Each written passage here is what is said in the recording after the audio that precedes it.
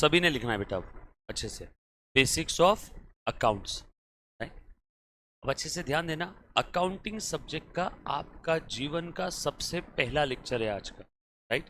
सब लोग हेडिंग दे दो, चाहे आप जीवन में कोई भी कोर्स करो, 11 12 CA कॉम M.Com, कहीं पे भी अकाउंट आओ, एनी कोर्स एनी लेवल, कहीं पे भी अगर अकाउंटिंग सब्जेक्ट आया तो आपको ये बेसिक्स ऑफ अकाउंट हमेशा हमेशा मदद करने वाला, राइट। सभी लोगों ने हेडिंग लिखना है, बेसिक्स ऑफ अकाउंट्स। आप सभी को क्या ये मालूम है कि अकाउंटिंग का मतलब क्या है आसान भाषा में? शायद कुछ बच्चों ने इसके पहले का एक लेक्चर अटेंड किया होगा तो उनको थोड़ी बहुत 2-4 चीज़ें पता होगी, राइट। हमने लिखा था अकाउंटिंग का मतलब आसान भाषा में हिसाब किताब रखना, राइट। इसका हिसाब किताब रखना है फिनेंशियल ट्रांजैक्शन का, है ना। तो जो बच्चों के पास लिखा हुआ नहीं है उन्होंने लिख लेना। लेमन्स लैंग्वेज की बात कर रहा हूँ, टेक्निकल डेफिनेशन नहीं। 11 12 में आप सभी ने टेक्निकल डेफिनेशन पढ़ लिया है, मैं लेमन्स लैंग्वेज की बात कर रहा हूँ। आसान भाषा में अकाउंटिंग का मतलब होता है हिसाब किताब रखना, बरोबर है। Record financial transaction. मैं अभी बुक कीपिंग अकाउंटिंग किसी की बात नहीं कर रहा हूँ। अगर किसी बच्चे ने 11 12 में कॉमर्स में पढ़ा होगा तो उसको 2 मिनट के लिए भूल जाना, ऐसा समझ रहा हूँ मैं। यहाँ पे हर एक बच्चे का अकाउंटिंग सब्जेक्ट वो पहली बार पढ़ रहा है जीवन में, फर्स्ट टाइम। आसान भाषा में हिसाब किताब रखना किसका? Of financial transaction. इसका हिसाब किताब रख रहे हैं बेटा, फिनेंशियल ट्रांजैक्शन। ट्रांजैक्शन माने क्या? व्यवहार।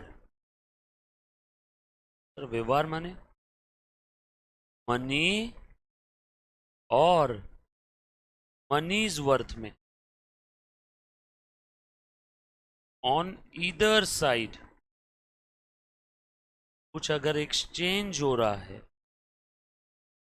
तो मनी और मनीज वर्थ में ऑन ईदर साइड कुछ एक्सचेंज हो रहा है।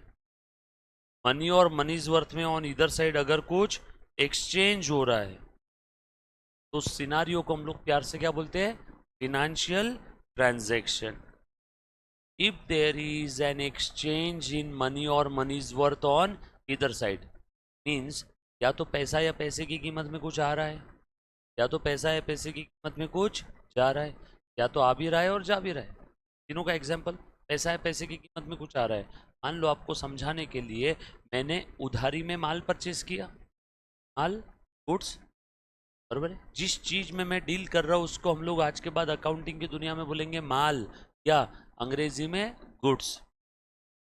द आइटम, आर्टिकल और things in which business deals. साग भाजी वाले के लिए माल क्या है? सब्जी। ज्वेलरी शॉप वाले के लिए माल यानी गुड्स क्या है? ये gold, silver, ornaments. Computer sales and service वाले के लिए माल क्या है? Computers, pen drive, hard disk, laptops, yes और नो, माउस, कीबोर्ड। समझ में आए? किराना दुकान वाले के लिए माल क्या है? गेहूँ, चावल, शक्कर, oil, face wash, shampoo, yes और नो। तो जिस चीज में हम लोग डील कर रहे हैं, जिस चीज में बिजनेस डील कर रहा है, उस चीज को, आर्टिकल को, आइटम को, थिंग को हम लोग आज के बाद क्या बोलेंगे? माल, या GOODS, GOODS, गुड्स। तो अच्छे से ध्यान से सुनना, मैंने उधारी में माल खरीदा, मेरे पास माल आ गया लेकिन पैसे दिए क्या अभी तक? नो, उधारी में लिया है ना, क्रेडिट बेसिस पे लिया है, ऑन क्रेडिट परचेस किया है, उधारी में खरीदा है, तो पैसे गए? नो, लेकिन माल आ गया, यस। मनी और मनीज वर्थ में इनफ्लो हो गया क्या? पैसा या पैसे की कीमत में माल आया ना, पैसा नहीं आया लेकिन पैसे की कीमत के बराबर का माल आ गया, खेल खत्म, ट्रांजेक्शन है। उधारी में माल बेचा, पैसा है पैसे की कीमत में, चला गया, क्या गया? माल गया, लेकिन उधारी में बेचा है तो अभी तक पैसे नहीं आए, बट आउटफ्लो हो गया क्या? यस, ये भी ट्रांजेक्शन है। या फिर माल खरीदा, पैसे भी दे दिए, इनफ्लो भी हुआ, आउटफ्लो भी हुआ, माल बेचा, पैसे भी आए। ये मैंने एग्जाम्पल लिए, हजारों एग्जाम्पल है ट्रांजेक्शन के। आसान भाषा में मनी और मनीज वर्थ में, पैसा या पैसे की कीमत में ऑन इधर साइड अगर कुछ एक्सचेंज होता है तो उस सिनारियो को हम लोग प्यार से क्या बोलेंगे? Financial transaction. और उस फिनेंशियल ट्रांजैक्शन को हमें क्या करना है? रिकॉर्ड करना है, हिसाब किताब रखना है। इसी को हम लोग प्यार से क्या बोलते हैं? अकाउंटिंग। यस और नो? पक्की बात? आ जाओ। थोड़ा सा आगे बढ़ता हूँ, ध्यान से सुनना बेटा। अब जो कि accounting is the language of business, you have to understand few basic terms. आपको अकाउंटिंग की कुछ बेसिक टर्म्स पता होना जरूरी है। पहले मैं आप लोगों को ये लिख करके दे देता हूँ, बेसिक टर्म्स ऑफ अकाउंटिंग। अच्छा, ये मालूम है क्या सभी को अकाउंटिंग करते क्यों है? वाई, नीड और ऑब्जेक्टिव। बिजनेस में सारे ट्रांजैक्शंस, अब बताओ मुझे, इंसानी दिमाग क्या सारे ट्रांजैक्शन याद करके रख सकता है क्या? रिलायंस में लाखों ट्रांजैक्शन होते होंगे साल के, क्या कोई याद करके रख सकता है क्या? नो, कहीं ना कहीं लिख के रखना पड़ेगा ना। तो पहला objective of an accounting, systematic recording of the transaction, because no one can memorise all thousands of lakhs of such transactions. याद कर सकते हो क्या? नो, कहीं ना कहीं लिख के रखना पड़ेगा ना। 100 बक्का एक लिखा, अच्छा लिख करके रखो, 100 बार बोलने से अच्छा एक बार लिख लो। यस और नो?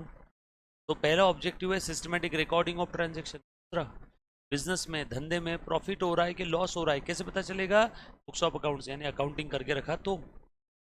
बिजनेस की औकात यानी फाइनेंशियल पोजीशन कैसे पता चलेगी? अमिताभ बच्चन एक मूवी में बोलता है ना, आज मेरे पास गाड़ी है, बंगला है, कार है, तुम्हारे पास क्या है? तो सामने वाला हीरो बोलता है मेरे पास माँ है ना? एक वो है ना पुरानी पिक्चर जंजीर, शायद अमिताभ की। दीवार है या जंजीर है? दीवार फिल्म। यस और नो? तो बोलता मेरे पास माँ है। माँ को हम लोग फिनेंशियल पोजीशन बोल के दिखा सकते हैं क्या? नो, क्योंकि हम लोग माँ को मनी और मनीज वर्थ में मेजर नहीं कर सकते। तो वो जो अमिताभ बच्चन बता रहा था आज मेरे पास ये सब है, तो वो क्या बता रहा था? अपनी फिनेंशियल पोजीशन, यानी अपनी औकात बता रहा था। एसेट्स मेरे पास इतनी सारी है, एसेट संपत्ति प्रॉपर्टी। यस और नो? तो ध्यान से सुनना। तो हम लोग अकाउंटिंग क्यों करते हैं? To know the financial position, to know the profit और loss, to know the income, to know the expenses, to know the amount receivable, किससे कितना लेना है। साइड में लिख के दूं क्या? वाई और नीड ऑफ अकाउंटिंग। पहला, सिस्टमैटिक रिकॉर्डिंग ऑफ ट्रांजैक्शंस। दूसरा, to know the financial position of the business, to know the financial, KNOW, to know, KNOW, to know the financial position of business, to know the operating result of the business। operating result, इस प्रकार से exam का result पास या fail होता है, ठीक उस प्रकार से बिजनेस का रिजल्ट प्रॉफिट या लॉस होता है। Know the operating results of the business, to know, to know, to know the income of the business, know the expenses, खर्चे of the business, to know the amount receivable, से कितना लेना है। know the amount receivables of the business, receivable आना बाकी, payable देना बाकी, इससे कितना लेना है receivable, को कितना देना है payable। याद थोड़ी रहेगा किन किन लोगों से कितना लेना है, किन किन लोगों को कितना देना है, सब लिख करके रखो। बस ये जो वजह है, इन कारणों की वजह से मैं अकाउंटिंग करता हूँ। अदरवाइज मुझे कोई शौक थोड़ी अकाउंटिंग करने का, मजबूरी, नीड है, ऑब्जेक्टिव है। यस और नो? ये बात समझ में आई सभी को? चले आगे। अब अकाउंटिंग करना है तो आपको पहले कुछ बेसिक टर्म्स समझना होगा। कौन कौन सी बेसिक टर्म्स है अच्छे से सुनो। मैं सारी बेसिक टर्म्स एक साथ लिख दूँ क्या रे? आपको एक बार लिस्ट दे देता हूँ, फिर वन बाय वन हम लोग आराम से एक एक बेसिक टर्म्स को समझेंगे। बगैर बेसिक टर्म्स के आप लोग अकाउंटिंग सब्जेक्ट स्टार्ट नहीं कर सकते हो। ध्यान से सुनना सब लोग। लिखो बेटा बेसिक टर्म। सबसे पहले लिखो asset,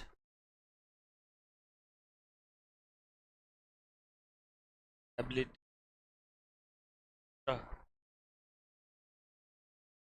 capital, then drawings, then debtors, then creditors, expenses, then income,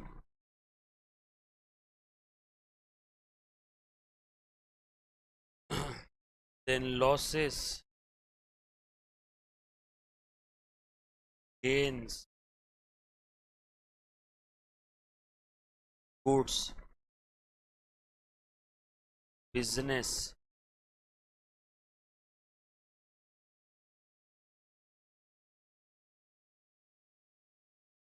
revenue expense, capital expenditure,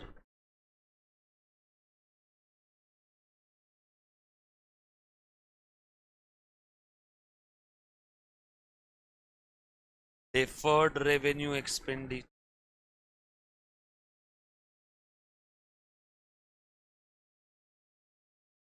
discount,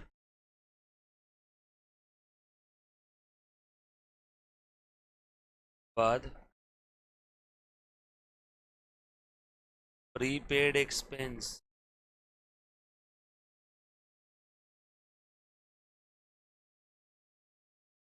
के बाद preliminary expense,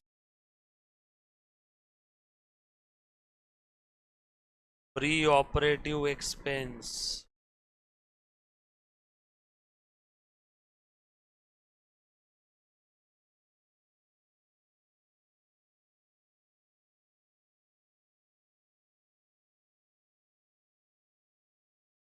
then trade discount, then cash discount. क्या बेटा सभी ने?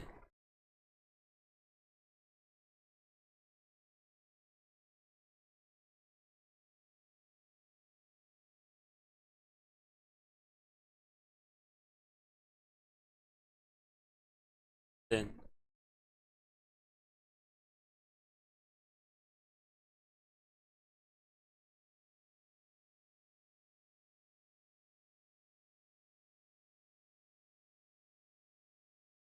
fictitious asset,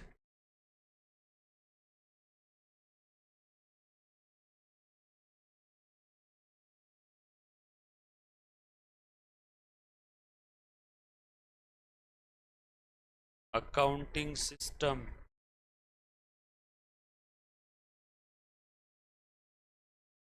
मिटा दो ना, ये लिख लिया ना सभी?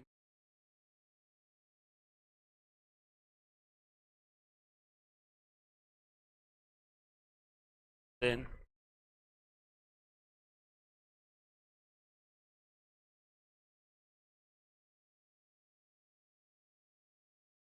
accounting year,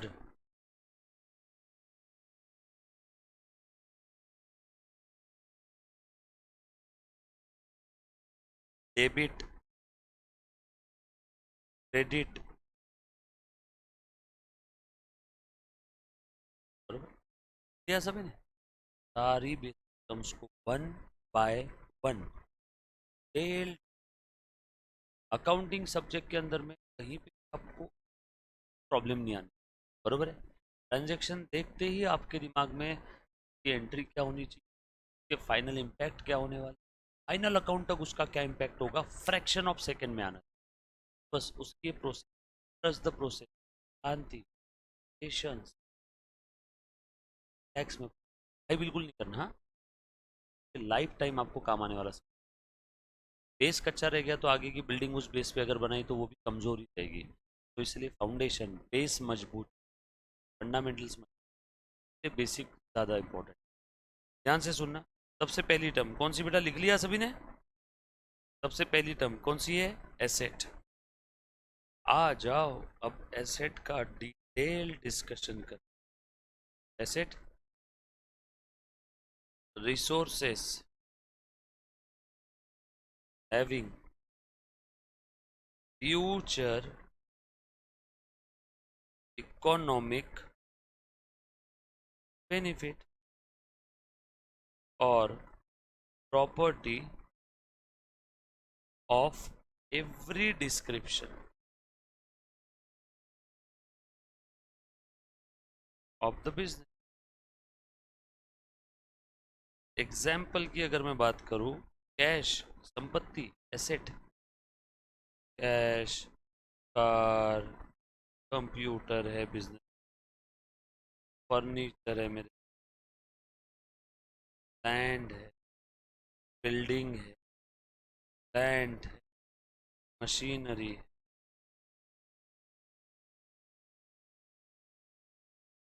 ये सब क्या है मेरे लिए? एसेट। ये सारी एसेट कैसी है? टेंजिबल। सारी एसेट कैसी है? Tangible asset. टेंजिबल, TANGIBL, को देख सकता हूँ, टच कर सकता हूँ, छू सकता हूँ, जिनका फिजिकल एग्जिस्टेंस है। टेंजिबल, फिजिकल एग्जिस्टेंस है। दूसरी कौन सी होती बोलो? इनटेंजिबल। वो भी एसेट्स ही तो है। फॉर एग्जाम्पल, गुडविल, बिजनेस का नाम, name, fame, reputations of the business, name fame reputation of the business, business का गुडविल। यस और नो? हर एक बच्चे के पास नोट्स मेंटेन होना चाहिए बेटा। प्लीज ध्यान से सुनना सब लोग। जो भी नोट्स में लिखवा के दे रहा हूँ, आपको कसम है बेटा आपके वालों की, ये नोट्स पूरी मेंटेन करना एज इट इज। मैं आपके साथ चौबीसों घंटे नहीं हूँ, लेकिन ये नोट्स आपके साथ 24 घंटे है। जिस दिन आपको मेरी याद आ गई, नोट्स निकाल करके करके पढ़ लेना। बरोबर है? प्लीज़ नोट्स अच्छे से मेंटेन करना। जो बच्चे का नोट्स ठीक से मेंटेन नहीं किया हुआ है ना, वो बच्चे का उस सब्जेक्ट से धीरे इंटरेस्ट कम हो जाएगा। बच्चे ऐसे बस लिखना बोल के लिखते हैं, तो आपका इंटरेस्ट कम हो जाएगा, सब्जेक्ट इंटरेस्ट कम हो गया, उसकी पढ़ाई नहीं होगी, पढ़ाई नहीं होगी, फेल, एक सब फेल। बात समझ में? एक भी सब्जेक्ट में फेल नहीं होना है। Accounting is one of the important सब फोर सब्जेक्ट। तो नोट्स आप अच्छे से मेंटेन करोगे, आप सुंदर और सुरेख नोट्स मेंटेन करोगे, उतना ही आपका सब्जेक्ट इंटरेस्ट बना रहेगा। तो प्लीज़ हर एक चीज़ कंप्लीट रखना। नोट्स अच्छी दिखनी चाहिए, सर दिखने का इम्पोर्टेंट है। हाँ, अभी हाल फिलहाल में मेरे पॉइंट ऑफ व्यू से है। अभी आपको कोई ऐसा तो है नहीं कि 3 घंटे का पेपर लिखना है, खत्म होना चाहिए 100। अभी आपके पास टाइम भी है ना, शिद्दत से आप लिख रहे हो ना हर एक चीज़, तो अच्छी लिखो। मल्टी कलर पेन यूज़, कोई चीज़ इंपॉर्टेंट बताओ तो उसको अलग कलर, नहीं कोई जर्नल एंड तो अलग कलर के, कोई फॉर्मेट है तो अलग कलर के पेन, मेरी पार्ट है तो अलग कलर की। देखते ही देख के आपकी, देखते ही देखते आपकी 4 कलर नोट्स बन जाएगी। You are very owned. बात समझ में आ रही क्या? तो ध्यान से सुनना।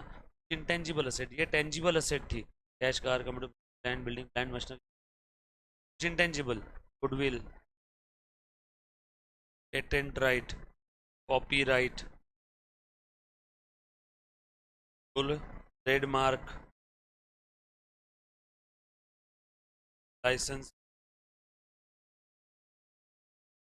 ब्रांड नेम, ये सारी कैसी है? Intangible asset. बट एसेट तो है ना। तो एसेट को हमने from the point of view of physical existence, tangible और इनटेंजिबल में क्लासीफाई किया। From the point of view of physical existence हमने उसको कैसे क्लासीफाई किया मुन्ना बोल? टेंजिबल और इनटेंजिबल। तो लोग साथ में ना, ये चेहरे क्या जय करो रे, ऐसा लगता है कि मैं बच्चों को पढ़ा रहा हूँ। तब तुम्हारी कल ही एग्जाम है क्या? हमारे एग्जाम को टाइम है अभी। तो बच्चे हो तो चेहरे पे थोड़ी सी स्माइल रहन दिया करो, कोई दिक्कत वाली बात नहीं है, ऐसा नहीं किसी को। ट्वेल्थ के अंदर में भी ऐसे मतलब बचपन में ऐसे ही पढ़ते थे क्या आप? एकदम सीरियस वातावरण में, हे मुलांनो इकडे लक्ष द्या सगळे, ऐसे ही कुछ रहता था ना। वैसा नहीं है, आप लोग यहाँ पे ध्यान दो, मस्ती करो बट पढ़ाई भी करो साथ। और डाउट आए तो तब के तब आपने पूछना है, ठीक है? उम्मीद कर सकता हूँ ना आप लोग डाउट पूछ लोगे, ये अलग से और आपको समझाना पड़ेगा डाउट पूछना, कसम वसम देने का काम नहीं ना। तब के तब पूछना जहाँ भी डाउट है, कोई भी टॉपिक का। मैं जो मैं पढ़ा रहा हूँ, मैं उस टॉपिक का, नहीं तो पता चला बाकी बच्चों का टाइम वेस्ट। मेरा टॉपिक नंबर 5 चल रहा है और आप बोल रहे हो टॉपिक नंबर 1 का एक डाउट है, तो मुझे अलग से पूछ लो, ठीक है? करके पहले या लेक्चर के बाद। यो, वेलकम। कहाँ रह गए थे मैडम? ओके साले, तो ध्यान से सुनना सब लोग। तो ये सारी होगी बेटा आपकी इंटेंजिबल असेट, इनको देख नहीं सकते, छू नहीं सकते, लेकिन इनकी वैल्यू भी है। बिजनेस की सबसे महंगी असेट यही है। कोविड के दौर में अपना वाला ग्रुप ने कोवैक्सीन बनाई थी। कोवैक्सीन का जो फॉर्मूला था कितना महंगा है, करोड़ों रुपए, हजारों करोड़ उसकी वैल्यू होगी, यस और नो। जो मेडिसिन का फॉर्मूला है वो इंटेंजिबल असेट है, पेटेंट है ना उसके ऊपर उस कंपनी का, वो क्रोसिन का फॉर्मूला इंटेंजिबल असेट है। डोलो 650 का फॉर्मूला इंटेंजिबल असेट है। के समय तो ऐसी डोलो 650 खाई ना लोगों ने भारत के अंदर में, तो नाश्ते के साथ, खाने के साथ, दोपहर में चाय के साथ, रात को सोते समय, बुखार आए थोड़ा सा भी खा डोलो, क्योंकि बुखार आए बाहर कहीं पे भी पकड़ में आ जाता था ना, वो मशीन लगाते थे तो इसको बुखार है क्वारंटाइन करो, तो क्वारंटाइन से बचने के लिए लोगों ने लाइक एनीथिंग डोलो खाई है। और देखो तुम डोलो का सेल कितना बढ़ा, कंपनी के शेयर्स के प्राइजेस बढ़ गए। भारत के हर इंसान के घर पे खाना राशन मिले ना मिले, डोलो 650 के 2-3 पत्ते जरूर रहते थे। चलो खैर जाने दो, ध्यान से सुनना, ये इंटेंजिबल असेट है और ये काफ़ी महंगी असेट होती है बिजनेस। और ये आपके tangible, cash, car, computer, furniture, land machine, examples लिखे। और भी अगर असेट को क्लासिफाई करना है, या on the basis of physical existence हमने क्लासिफाई किया टेंजिबल और इंटेंजिबल। असेट को क्लासिफाई करने का और भी एक तरीका है, on the basis of duration भी मैं क्लासिफाई कर सकता हूँ। ये on the basis of physical existence classify किया। कोई असेट फिजिकली एग्जिस्ट करती है टेंजिबल, करती है इंटेंजिबल, यस और नो। मैडम थोड़ा सा इधर आ जाओ, आई टू आई कॉन्टेक्ट, बैग इस साइड से रख दो, आप इस साइड, है ना। के बाद असेट को और क्लासिफाई कर सकता हूं मैं, asset types on the basis of, यहाँ पे बेसिस क्या है, टेन्योर, ड्यूरेशन, कार्यकाल, समय, यूजफुल लाइफ, भाई साहब। तो इस बेसिस पे भी असेट को क्लासिफाई कर सकता हूँ क्या, बताओ कौन कौन सी कैटेगरी हो सकती है। फिक्स्ड एसेट, और दूसरी कौन सी है, करंट एसेट। जैसे अगर मैं मेरी एसेट की बात करूँ तो ये कंप्यूटर सिस्टम, ये तो इलेक्ट्रिक वायरिंग, फैन, एसी, सब एसेट है मेरे लिए। अगर कंप्यूटर सिस्टम भाड़े का होगा तो फिर मेरी एसेट नहीं। एसेट मतलब मेरी खुद, मेरे कंट्रोल, मेरी ओनरशिप, मेरे बिजनेस की, वो मेरी एसेट रहेगी। बात समझ में आई सभी को? बरोबर है। मैंने किराए से कार लेके आया तो वो कार मेरी बैलेंस शीट में, मेरी एसेट में दिखा सकता हूँ क्या मैं, नो। बात समझ में आ रही? मेरे कंट्रोल, मेरी ओनरशिप का फ्यूचर इकोनॉमिक बेनिफिट मुझे मिलना चाहिए, वो मेरे लिए क्या हो जाएगी, एसेट। तो एसेट आसान भाषा में resources having future economic benefit, और resources under my control, in my ownership, and I am use for my business, तो मेरी क्या हो जाएगी, एसेट। बात समझ में आई सभी को? और प्यार से property of every of the business, हम लोग उसे क्या बोलेंगे, एसेट। क्लियर? एसेट को क्लासिफाई किया टेंजिबल, इंटेंजिबल, फिर से एसेट को क्लासिफाई किया फिक्स्ड और करंट असेट। इसी को लॉन्ग टर्म भी बोल देते हैं, लॉन्ग टर्म असेट। और ये कौन सी है, short term asset. Long term asset ऐसी असेट जो बिजनेस में लंबे समय तक यूज होने वाली है। सर वेट, लंबा समय, generally more than one accounting year, generally more than one accounting year, हो गया long term. Sir long term asset के एग्जांपल दो जरा, भी दे देता हूँ। Land, building, very good, furniture, computer, plant and machinery, बरोबर है क्या, गुडविल। सर क्या बात कर रहे हो, गुडविल फिक्स है लॉन्ग टर्म असेट क्या? हाँ, गुडविल ये फिक्स असेट में आती है। सर हमें तो लगा था फिक्स टेंजिबल असेट ही आती है, like plant, machinery, land, building, computer, furniture. Bill भी आती है। बिल ये फिक्स्ड इंटेंजिबल असेट है। कौन सी है बताओ? फिक्स्ड। सर फिक्स वर्ड क्यों बोला? बिल शॉर्ट टर्म नहीं होती है। किसी का नाम शॉर्ट टर्म में नाम होता है क्या? अरे इसका 6 महीने के लिए नाम बना था। नो, नाम बनता है तो लंबे समय के लिए बनता है। तो goodwill is basically name fame reputation of the business. और name fame reputation short term के लिए नहीं होती है। अगर है तो लॉन्ग टर्म, नहीं तो नहीं है। शॉर्ट टर्म वाला है तो गुडविल ही नहीं है फिर वो तो। यस और नो? गुडविल भी क्या रहेगा? Long term. तो फिक्स इंटेंजिबल असेट है goodwill. Patent fix intangible asset. Copyright fix intangible asset. बात समझ में आई? तो ये सारी फिक्स असेट है। फिक्स में कुछ टेंजिबल भी हो सकती है और फिक्स में इंटेंजिबल भी हो। Current asset, cash. और बताओ बेटा, करंट असेट है ना? बोलो बेटा। बिल्स रिसीवेबल बता दो क्या चीज़ है, काफ़ी सारे बच्चों को बिल रिसीवेबल पता नहीं। स्टॉक, अनसोल्ड गुड्स या अनयूज्ड रॉ मटेरियल, बरोबर। डेटर्स। अब जो बच्चों को डेटर के बारे में मालूम नहीं क्या चीज़ है, आगे बेसिक टर्म में आएगा, लेकिन हर वो पार्टी या पर्सन जिससे इन फ्यूचर मुझे मनी और मनीज वर्थ में लेना है, तो वो सब मेरे लिए क्या हो जाएगा? डेटर्स। डेटर्स पार्टी और person from whom amount is receivable. वापस वापस। डेटर इज पार्टी और person from whom amount is receivable. Clear? पक्की बात? चलो आगे। जैसे फॉर एग्जाम्पल मैंने बाहुबली को उधारी में माल बेचा 10,000 रुपए का। Baahubali is my debtor. ये बाहुबली कब देगा रे पैसे? 10,000 रुपये लेना है। बाहुबली बोल रहा है हाँ सब देता हूँ। तो इसका मतलब बाहुबली क्या हो गया? मेरा डेटर। मुझे उससे पैसे लेने हैं। कितने लेने हैं? जो भी लेने हैं।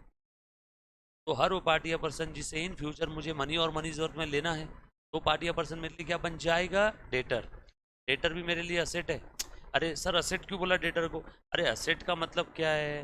मेरी संपत्ति जिससे फ्यूचर में भी इकोनॉमिक बेनिफिट मिलेगा। तो डेटर से पैसे कब आते हैं? फ्यूचर में। फ्यूचर में उससे पैसे आ रहे हैं मतलब मुझे फ्यूचर में इकोनॉमिक बेनिफिट मिलेगा ना। तो डेटर असेट। इस फर्नीचर से भी मुझे कब बेनिफिट कब मिल रहा है? अभी भी मिल रहा है, फ्यूचर में भी मिलेगा। तो फर्नीचर तू भी मेरे लिए असेट। कैश से भी मुझे फ्यूचर इकोनॉमिक बेनिफिट मिलता है। मेरे पास में 2,000 का नोट है, ये नोट मैं कहीं पे भी यूज करूंगा तो मैं उसका बेनिफिट ले सकता हूँ ना। यस, फ्यूचर इकोनॉमिक बेनिफिट है, मेरी प्रॉपर्टी है, मेरे कंट्रोल में। एसेट। तो असेट का मतलब क्या? हर वो रिसोर्स जिससे मुझे फ्यूचर में भी इकोनॉमिक बेनिफिट मिलेगा। और वो फ्यूचर लॉन्ग टर्म है तो वो लॉन्ग टर्म असेट, और वो फ्यूचर शॉर्ट टर्म है तो वो करंट असेट। तो फिर कैश को करंट असेट क्यों बोला? मैं मेरे पास एक 10 साल पहले की नोट रखी हुई 100 रुपए की, आज भी वो चलेगी ना। तो फिर कैश ये लॉन्ग टर्म असेट क्यों? काफ़ी सारे बच्चों ने पढ़ा होगा। मेरा एक सिंपल सा सवाल है। मेरे पास एक 10 साल पहले की मेरी गर्लफ्रेंड की 100 रुपए की नोट है, और एक हार्ट शेप बना करके ऐसा दिया था, तो इसको संभाल के रखना। मैंने आज तक संभाल के रखा हुआ है। बताओ वो 100 रुपए की जो करेंसी नोट है, क्या वो मेरे लिए फिक्स एसेट है क्या? क्यों नहीं? रीजन?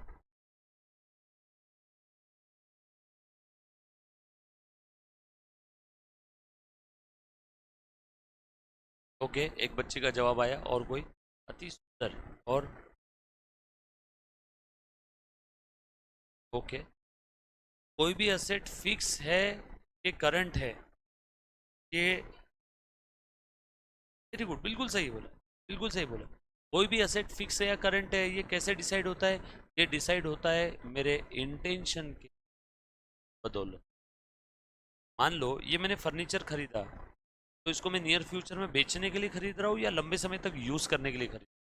लंबे समय तक यूज करने के लिए। क्या फर्नीचर फिक्स असेट है? मैंने फर्नीचर खरीदा बेचने के लिए, मतलब मेरा फर्नीचर में डीलिंग का काम है। अब ये फर्नीचर जो खरीदा, ये जो खर्चा हुआ है मेरे लिए एक्सपेंस। बिल्डर फ्लैट खरीद रहा है बेचने के लिए, तो उसके वो रेगुलर एक्सपेंस है। लेकिन हम फ्लैट खरीद रहे हैं रहने के लिए, लंबे समय की। कुछ बात समझ में? तो कोई भी एसेट फिक्स या करंट, ये डिपेंड करता है इंटेंशन। ये फर्नीचर खरीदते समय मेरा इंटेंशन था मैं इसको लंबे समय तक यूज करने वाला हूँ, राइट। लेकिन मैंने 2 दिन बाद ही इस फर्नीचर को बेच दिया, तो क्या ये करंट असेट हो जाएगा? नो। खरीदते समय मेरा इंटेंशन था ना लंबे समय तक यूज करने का। 2 दिन बाद मुझे लगा कि नहीं यार, मुझे और अच्छा फर्नीचर लेना है, तो मैंने इसको बेच दिया। क्या ये करंट असेट थोड़ी हो जाएगा? ट्रीटमेंट फिक्स एसेट की जैसी रहेगी खरीदते समय। लेकिन फर्स्ट टाइम यूज कर रहा था उस समय, तो मेरा इंटेंशन था ना लंबे समय तक यूज करने का। खेल खत्म। तो जब भी हमारे पास कैश आती है, तो हमारा इंटेंशन क्या होता है? कैश को आइडल रखना हमारा इंटेंशन कभी नहीं होता कि कैश को ऐसी आलसी पड़े रहने देंगे। कैश को या तो कहीं इन्वेस्ट करते हैं, या तो एक्सपेंड करते हैं, या तो बैंक अकाउंट में डाल के रखते हैं। कैश हम लोग, हमारे पास में हमेशा कैश मुझे सजा के रखना है बेड के नीचे, वो इंटेंशन होता है क्या? नो। वहाँ पे मेरे लिए कैश क्या हो जाएगी? करंट असेट, क्योंकि नियर फ्यूचर का बैलेंस चेंज होने वाला है। आज मेरे पास 1,000 है, कल मेरे पास 1200 रहेंगे, बैलेंस चेंज हो गया कैश का। परसों 10,000 रहेंगे, परसों 500 रुपये रहेंगे, उसके बाद 50 लाख हो जाएंगे। बैलेंस चेंज हो रहा है ना। नियर फ्यूचर में कैश का बैलेंस चेंज होता है, और मेरा इंटेंशन कभी भी कैश को सजा करके रखने का नहीं रहेगा। मैं कैश को या तो इन्वेस्ट करूंगा, या तो एक्सपेंड करूंगा, खर्चा करूंगा, या तो इन्वेस्ट करूंगा, या तो बैंक में रखूंगा। मतलब मेरे पास कैश का बैलेंस फ्लक्चुएट होते रहेगा। खेल खत्म।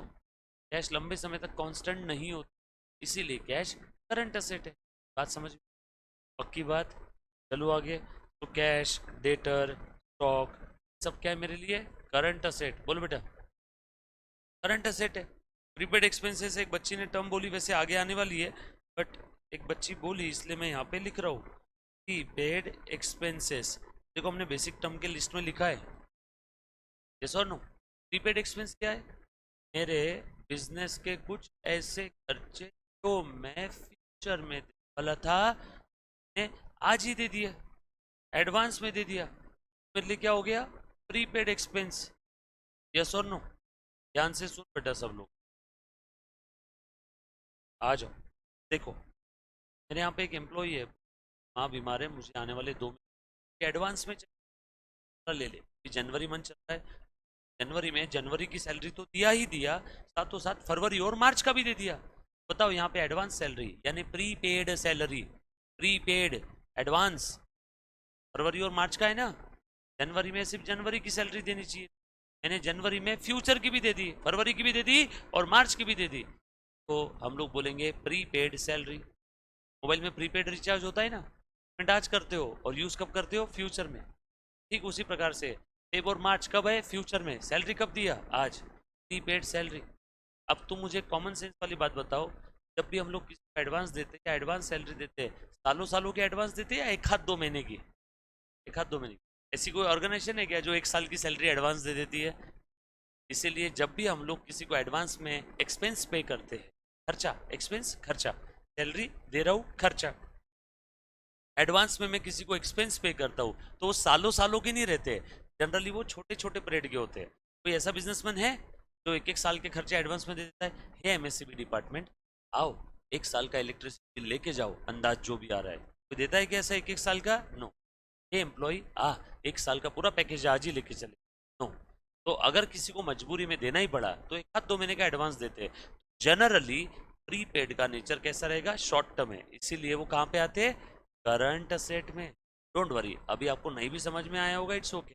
आगे प्रीपेड एक्सपेंस आने वाला है, देखो यहाँ पे क्या क्या है सभी का। तो वहां पे मैं वापस सारी बताऊंगा। आ जाओ बेटा, उसके बाद थोड़ा सा और आगे बढ़ते हैं। ये कुछ करंट असेट के एग्जाम्पल है, ये कुछ फिक्स असेट के एग्जाम्पल क्लियर है। और भी बहुत सारे एग्जाम्पल्स है करंट असेट के। बिल रिसीवेबल है, कमर्शियल पेपर है, शॉर्ट टर्म है, डेटर्स है, कैश है, बैंक बैलेंस है, सब आएंगे आगे। आगे बहुत सारे टॉपिक है, यहाँ पे बहुत सारी करंट असेट आने वाली। स्टॉक को ही हम लोग प्यार से इन्वेस्टर भी बोलते हैं, नो काफ़ी सारी है करंट असेट, देखेंगे। अभी हाल फिलहाल में फॉर द टाइमिंग आपको फिक्स करंट का फर्क समझ में आया? पक्की बात। अच्छा, असेट को क्लासिफाई करना है on the basis of physical exist. बोलो कौन से तरीके से क्लासिफाई करेंगे? बोलो, टेंजिबल, इनटेंजिबल। असेट को क्लासिफाई करना है on the basis of duration, tenure, कार्यकाल। कैसे क्लासिफाई करेंगे? फिक्स और करंट। क्लियर? तो एसेट का मतलब अब समझ में आया क्या सभी? ये बताओ, आज के बाद जीवन में कभी एसेट बोलो तो आपको तकलीफ तो नहीं आएगी अब? क्लियर? चलो आगे।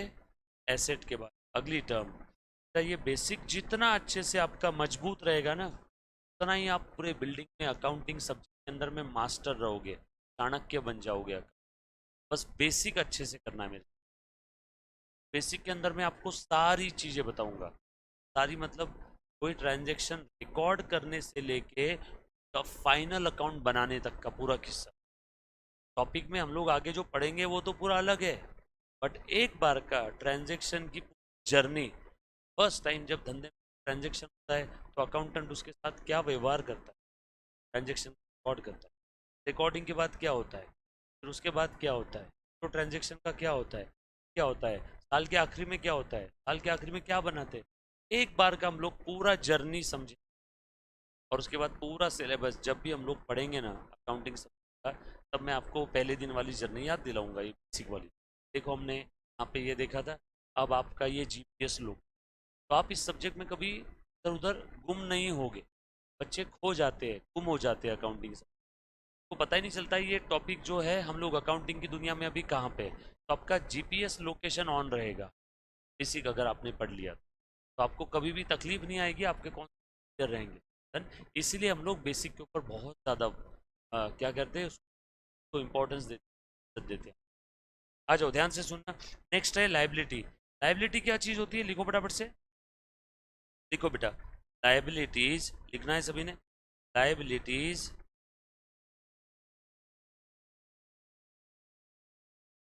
Are the financial obligations. Liabilities are the financial obligations of the business. Liabilities are the financial obligations of the business. ध्यान से सुन, लाइबिलिटीज ये फिनेंशियल ऑब्लिगेशन है बेटा बिजनेस की। यस और नो?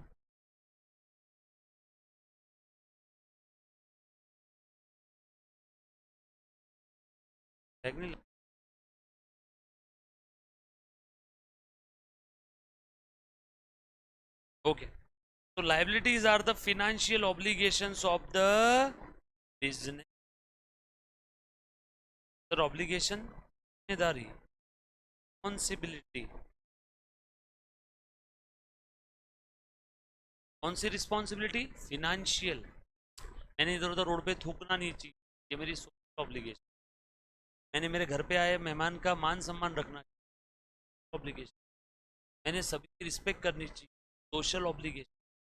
मैंने बैंक से लिया हुआ उधार चुकाना चाहिए, फाइनेंशियल ऑब्लिगेशन। ऐसी responsibility we can measure in money और मनीज वर्थ। मैंने भारत के तिरंगे का मान रखना चाहिए, इसको मनी और मनीज वर्थ में मेजर कर सकते हैं क्या? No, social obligation. मैंने बैंक से लोन लिया 10 लाख का, वापस देना पड़ेगा, फिनेंशियल ऑब्लिगेशन है। तो यहाँ पे liabilities are the financial obligations of the business. मैंने किसी से पैसे उधार लिए, लाइबिलिटी। बैंक से लोन लिया, लाइबिलिटी। इस बच्ची को 500 रुपए देने, लाइबिलिटी। समझ में आ रही बेटे बात सभी को? Liabilities are the financial obligation of the business. और can I say liabilities are the amount payable. Payable देना बाकी, रिसीवेबल लेना बाकी, बरोबर। तो liabilities are the amount payable by the business. हमारे बिजनेस है तो देंगे हम लोग to third party. Amount payable by the business को थर्ड पार्टी किसी को देना है, अलावा जो भी पार्टी है उसको पैसे देना, मनी और मनी देना है। सैलरी पेएबल, एम्प्लॉय को सैलरी देना बाकी, लाइबिलिटी। लोन लिया, लोन वापस चुकाना पड़ेगा, लाइबिलिटी। किसी से पैसे उधार लिए, वापस देना होगा, लाइबिलिटी। बात समझ में आ रही है कि सब? डन। एग्जाम्पल लिखो मुन्ना इसके। Loan, second, liability. Any amount payable, एक किस, any amount payable is your liability. Money और मनीज वर्थ में हमें किसी को देना है, बस वो सब क्या है, मेरी लाइबिलिटी। आप सभी को मेरे घर पे खाना खाने के लिए बुलाया, तो घर पे आ गया, मैंने बोला मैं नहीं खिला रहा, जाओ सब लोग अपने अपने घर पे। अब बताओ ये लाइबिलिटी कौन सी थी, या फिनेंशियल? सोशल। मैंने बुलाया तो मैंने खिलाना चाहिए, आपका उतना एक मान सम्मान रखना चाहिए। सोशल ऑब्लिगेशन, मेरी फिनेंशियल ऑब्लिगेशन थी क्या? No. बात समझ में? लेकिन मैं किसी होटल में गया और होटल वाले को मैंने पैसे दे दिए खाने के और खाना ही नहीं दिया, वो है उसकी फिनेंशियल ऑब्लिगेशन। मेरे दिए पैसे वापस करना होगा, ये उसकी क्या है? ऑब्लिगेशन। वो पैसे वापस करेगा, ये उसकी क्या है? Obligation, financial. यस और नो? चलो आगे। लायबिलिटी के बारे में और ज़्यादा डिटेल कहाँ पे आएगा? फाइनल अकाउंट नाम का एक टॉपिक होता है। क्या होता है ये फाइनल अकाउंट? देखेंगे साल के आखिरी में, अकाउंटिंग ईयर के एंडिंग में फाइनल अकाउंट बनाते क्या है फाइनल, वो फाइनल अकाउंट ही क्या उसमें आता है, सब देखेंगे आगे। आज लायबिलिटी के बाद अगला टर्म कौन सा है बेटा, बताओ फटाफट से। कैपिटल। लायबिलिटी के बाद अगली टर्म कौन सी है? कैपिटल।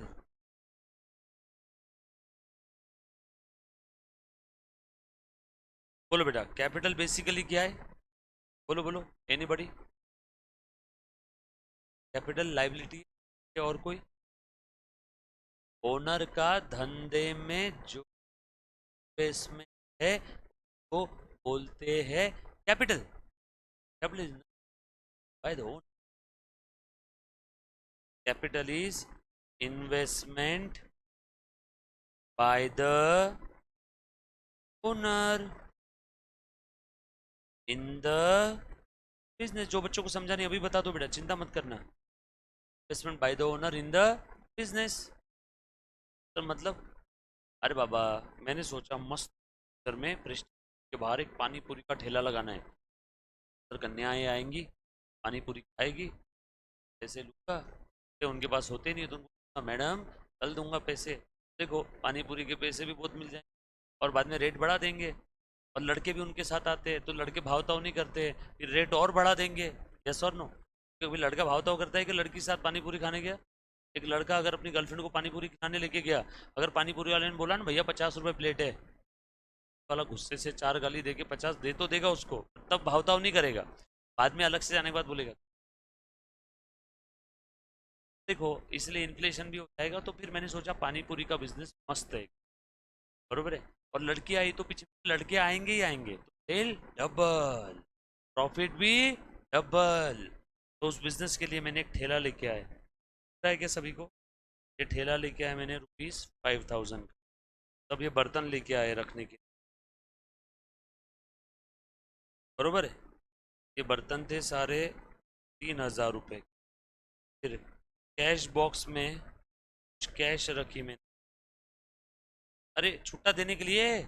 अब सब अमीर लोग आएंगे, 500 की नोट देंगे, 20 की पानी पूरी खाएंगे, छुट्टा देना पड़ेगा कि नहीं? तो मैंने मेरे पास कैश रख ली इसमें 2000 रुपये, और कुछ माल मटेरियल लेके आ गया, पानी, आलू, मिर्ची, क्या आया आपको समझाने के लिए, 2000 रुपये। और आज बिजनेस स्टार्ट कर, ये पानी पूरी वाला दिया, पानी पूरी। यस और नो? और मैंने चालू कर दिया। बताओ इस धंधे के लिए मुझे कितना इन्वेस्टमेंट करना पड़ा? 2 और 5 7 और 2 9 और 3 12, खेल खत्म। My capital is investment by the owner.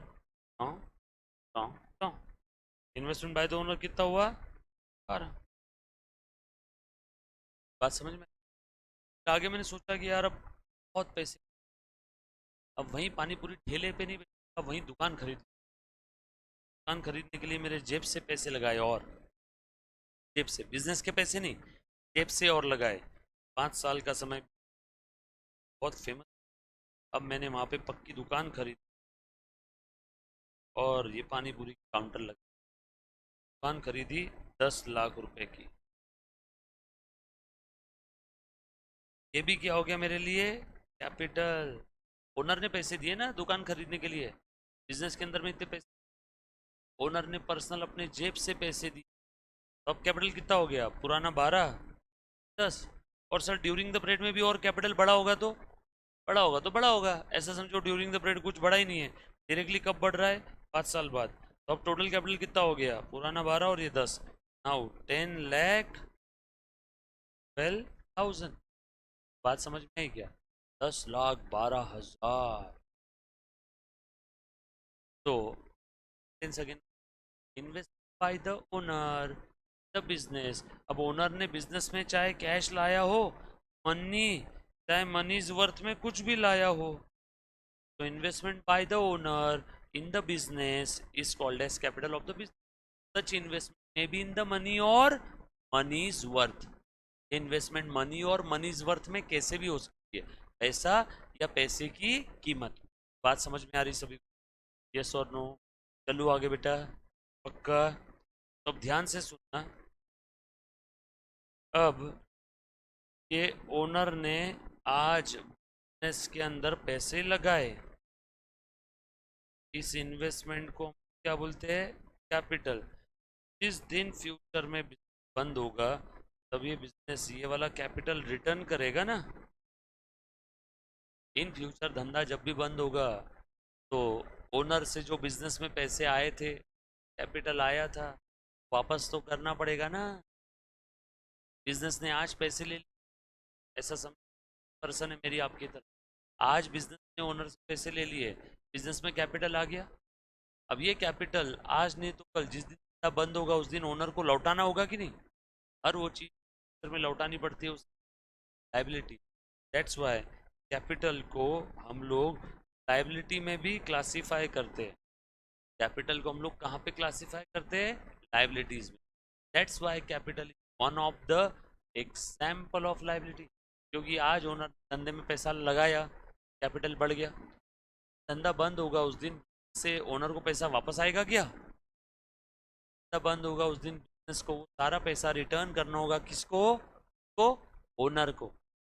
और हर वो चीज़ जो फ्यूचर रिटर्न करनी पड़ती है, क्या है? लाइबिलिटी। बिजनेस के लिए क्या है? लाइबिलिटी। इसीलिए कैपिटल लाइबिलिटी में भी हम लोग क्लासीफाई कर देते हैं। बात समझ में? All set? डन? डाउट, समस्या, आपत्ति? बोलो ना। क्या आज के माफ करता हूँ। Guys love you all, take care, bye.